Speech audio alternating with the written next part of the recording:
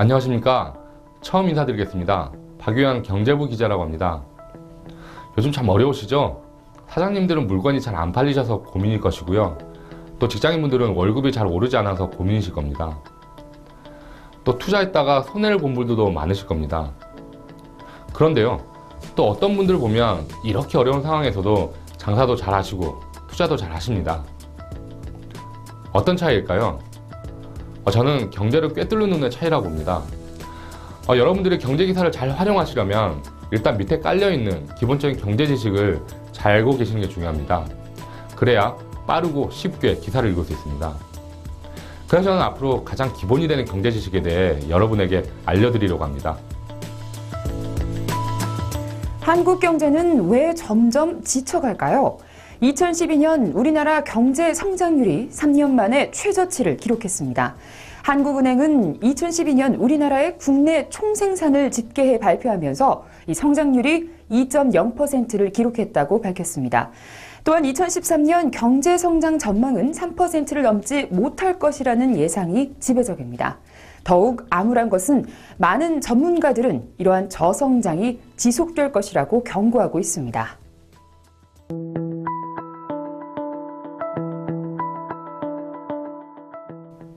일단 경제 성장률부터 알아보겠습니다.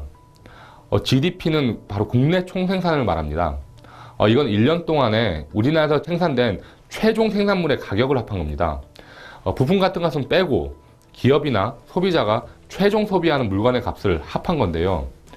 2012년에 우리나라는 총 1조 1635억 달러를 기록했습니다. 가장 많은 나라는 미국인데요. 15조 달러가 넘습니다. 또 중국과 일본이 각각 8조와 6조 달러로 2위와 3위를 기록하고 있습니다. 여기서 경제 성장률이라는 건 한마디로 1년 동안에 이 GDP가 얼마나 커지는지를 뜻합니다. GDP가 1000억 달러에서 1100억 달러로 늘면 10% 성장했다고 하는 식입니다. 이건 다시 경상성장률과 실질성장률로 나뉘는데요. 경상성장률은 물가를 감안하지 않고 1년 전 GDP와 올해 GDP를 단순 비교하는 겁니다. 반면에 실질성장률은 물가 상승 효과를 빼고 보는 겁니다. 다시 예를 들어보면요. 아까 1000억 달러에서 1100억 달러로 늘어나는 것을 말씀드렸는데요. 이 늘어난 100억 달러 중에서 50억 달러가 물가가 오르면서 가격이 올라 발생한 것이라면 실질적으로 생산은 50억 달러만 늘었다고 할 수 있습니다. 그래서 실질적으로는 1000억 달러에서 1050억 달러로 늘어난 것이고 이에 따라 실질 성장률은 5%로 계산됩니다. 우리가 흔히 경제 성장률 얘기할 때는 바로 이 실질 성장률을 의미하는 겁니다.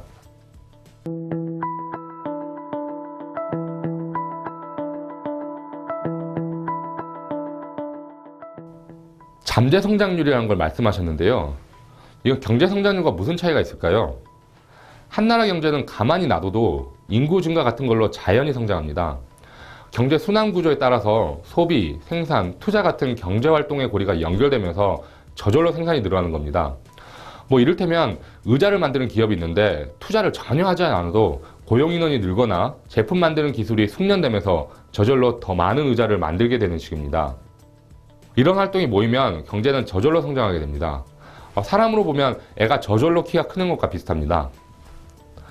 이처럼 경제가 자체 역량으로 자연스럽게 규모를 키우는 수준의 경제 성장률을 잠재 성장률이라고 합니다. 그 이상으로 성장률을 무리하게 높이면 물가 상승 같은 부작용이 발생하게 됩니다. 경제를 크게 성장시키기 위해서는 소비와 투자가 많이 늘어야 하는데 이 과정에서 소비재, 자본재 등에 대한 수요가 늘면서 물가 상승을 유발하는 것이죠. 사람으로 보면 애 키를 더 키우겠다고 무리하게 밥을 많이 먹이고 보약도 이거저거 많이 먹어서 살만 찌는 것만 비슷합니다.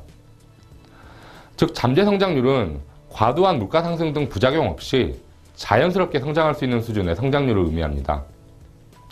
사람마다 키가 크는 정도가 다르듯 나라마다 잠재 성장률도 다릅니다. 어떤 나라는 높고 또 어떤 나라는 낮습니다.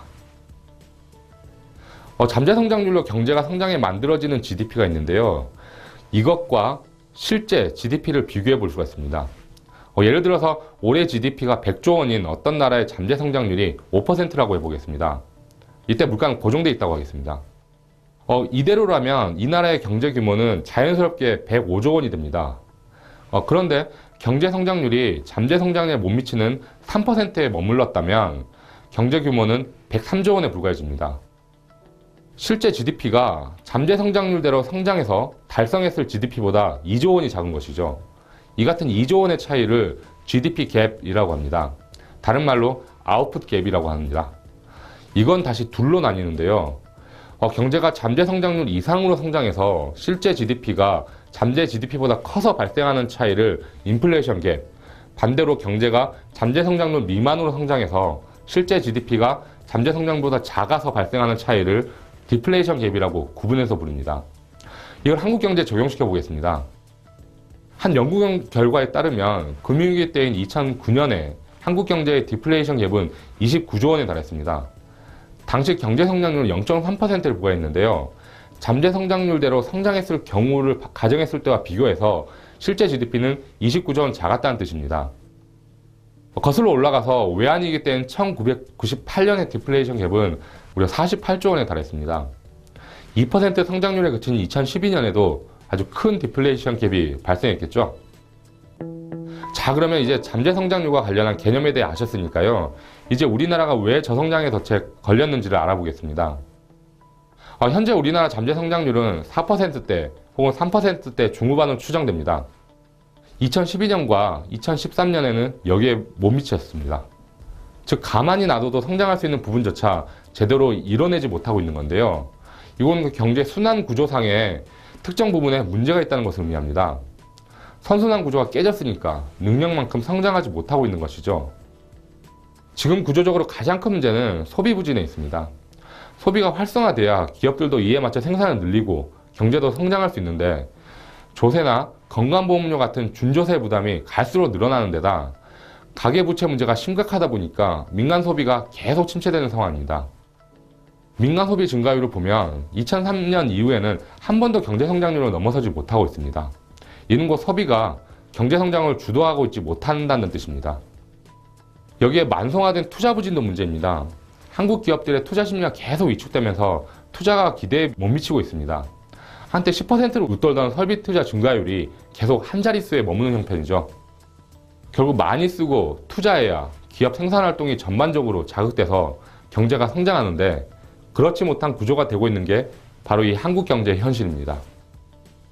이 밖에 경제 위기로 인해서 세계 경제가 침체를 거듭하고 있고 환율이 내려가고 있는 것도 문제가 되고 있습니다.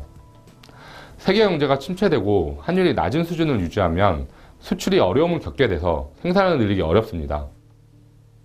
이 밖에 소득 양극화 심화, 정보기술 산업의 고용 없는 성장, 금융시장의 불황도 선순환을 깨트리는 요인으로 꼽히고 있습니다.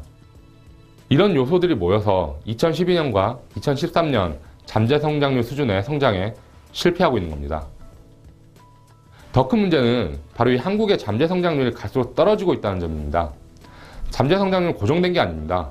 애가 안 먹고 맨날 게임만 하다 보면 성장에 문제가 생기는 것과 똑같습니다. 잠재 성장률은 경제를 어떻게 운용하냐에 따라서 변화합니다. 우리나라 잠재 성장률은 90년만 해도 7에서 8%를 상회했습니다. 이후에 4%로 내려왔고 이제 이 4%도 깨졌다는 지적이 많습니다. 자체적인 성장 능력이 갈수록 쪼그라들고 있다는 것이죠. 이를테면 의자를 만드는 기업이 예전엔 자연스럽게 매년 10%씩 생산을 늘려갈 수 있었는데 이제는 4%씩 늘리는 것도 어려움을 겪는 시기입니다. 한국 경제 잠재 성장 추락은 저출산 영향으로 인구 증가율이 적정 수준에 못 미치는 상황에서 수년째 지속되어 온 저성장이 우리 경제에 뿌리를 내려버렸기 때문입니다. 소비와 투자 부진이 지속되면서 경제가 자동적으로 생산을 증가시키는 능력이 줄어든 거죠. 어떤 학생이 책을 오래 손에서 놓으면서 그 학습 능력 자체가 떨어진 것과 같은 상황입니다. 앞서 말씀드렸다시피 잠재 성장률이 떨어진 상황에서 무리하게 성장을 추구하다 보면요, 과도한 물가 상승 같은 각종 부작용이 발생합니다. 잠재 성장률이 2%로 떨어져 있는데 5% 성장시키려고 하면 큰 무리가 따르는 거죠. 학습 능력이 떨어져 있는 아이한테 하루 10시간씩 공부를 시켜봤자 견디지 못하는 상황과 비슷합니다. 한국 경제는 금융위기 이전부터 벌써 구조적인 저성장의 덫에 걸렸다는 경고를 많이 받았습니다.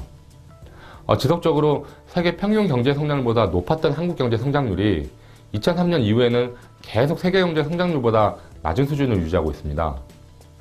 세계경제가 커지는 것 이상으로 성장해왔던 한국 경제가 2003년 이후에는 평균치를 밑돌기 시작한 겁니다. 이에 따라 2002년 세계경제에서 11위였던 한국 경제 규모가 현재는 15위권으로 내려와 있는 상태입니다. 브라질, 러시아, 인도, 호주 이런 큰 나라들의 추월당한 결과인데요. 물론 이 국가들은 영토나 자원 같은 측면에서 한국과 비교가 되지 않습니다. 어떻게 보면 추월당하는 게 당연해 보이기도 합니다. 하지만 이대로 가다가는 다른 개발도상국들에게 따라잡힐지도 모릅니다.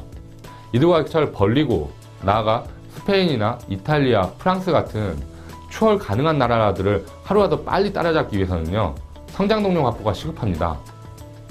그렇지 않으면 소득이 충분히 늘지 않는 것은 물론이고요, 고용 문제도 심각해집니다.